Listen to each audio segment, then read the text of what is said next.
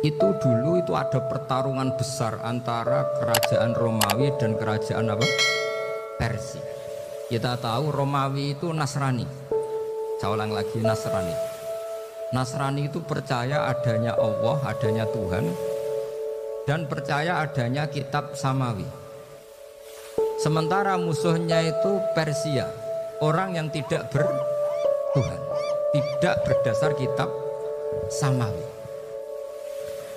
Ketika Persia mengalahkan Romawi, itu orang Islam ikut susah karena terus dibully sama orang-orang kafir Mekah. Orang kafir Mekah adalah orang yang tidak punya kitab samawi. Katanya orang kafir Mekah, iku lho balamu jute duwe kitab jarene di hubungan mbek langit, nyatane perang keok.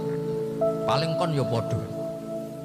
Jadi ada analogi bahwa kalahnya orang Nasrani itu dianggap simbol kekalahan orang yang bertautan atau berhubungan dengan langit. Akhirnya orang Islam susah. Saking susahnya orang Islam sampai Abu Bakar itu tanya, ya Rasulullah, lalu orang Romawi menang itu kapan? Terus ada surat turun, fibit isinin. Ya kira-kira 3. Abu Bakar pas itu belum alim-alim amat. Jadi ngartikan 3 itu ya 3 betul, sehingga beliau masyhur itu. Cara Jawa totoan itu kimar. Pokoknya nanti Romawi pasti menang 3 tahun lagi. Akhirnya ketika datang itu taruhannya dengan 10 onta. Datang ke Rasulullah, Nabi menjelaskan, "Lunda. Bid'u itu mabena salas ilatis itu 3 sampai 9. Kamu jangan bilang 3. Ya sudah, taruhannya ditambah sampai 100 onta. Tapi pembuktiannya enggak 3 tahun, tapi nunggu 9 tahun. Kapan jangan tanya, berarti dulu pernah taruhan halal.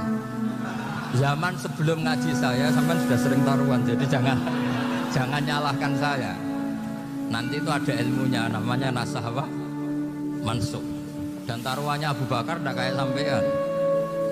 Taruhan yang sangat-sangat demi Islam, bukan demi hadun nafsi. Betul. Ketika tahun ke-7 orang Islam itu menang. Gila ya, tahun 9 itu umat Islam menang. Menangnya umat Islam mengalahkan musyrik Mekah itu di Badar. Romawi mengalahkan apa? Persia. Gara-gara Romawi mengalahkan Persia itu cara berpikir orang tuh rubah. Ternyata langit itu ada, kekuatan langit itu ada. Sehingga meskipun akhirnya orang Kristen bilang ada Trinitas, terus mereka keliru dalam mengartikan Isa, tapi ada sekian nabi yang mereka sebut dan mereka hormati. Ada sekian kesamaan. Sehingga dalam Islam, saya ulang lagi, dalam Islam, andai kan disuruh milih orang komunis sama orang Nasrani, Islam tentu sama-sama kerjasama, milih sama yang Nasrani, karena ini ahli kitab. Kerjasama loh, bukan pilih menjadi Nasrani. Nanti kawan salah paham, serangannya terus bully. Itu semangatnya pasti hasad. Nah, terus lalu relevansinya dengan Indonesia gimana? Wa yauma idzi yafrahul mu'minun. Ketika orang Romawi yang punya kitab samawi mengalahkan Persia yang tidak punya kitab samawi, itu orang Islam ikut bunga itu. Itu semua kiai banyak yang mimpi seperti itu. Ini cerita Pak Ahmad Siddiq. Saya dengarin. Ternyata betul.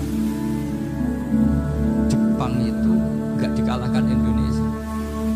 Jepang, Hiroshima dan Nagasaki dibom oleh apa? Sekutu. Akhirnya Jepang pulang. Pas Jepang pulang, Indonesia merdeka. Itu dulu kiai-kiai sudah nakwil bahwa menangnya Indonesia itu tidak harus mengalahkan penjajah. Pokoknya nanti penjajah ada yang ngalahkan. Jadi Indonesia, orang Islam zaman itu tidak bisa mengalahkan Persia. Yang mengalahkan itu Romawi. Tapi orang Islam ikut gembira. Itu sebenarnya wa yauma idzi yafrahul mu'minun binasrillah.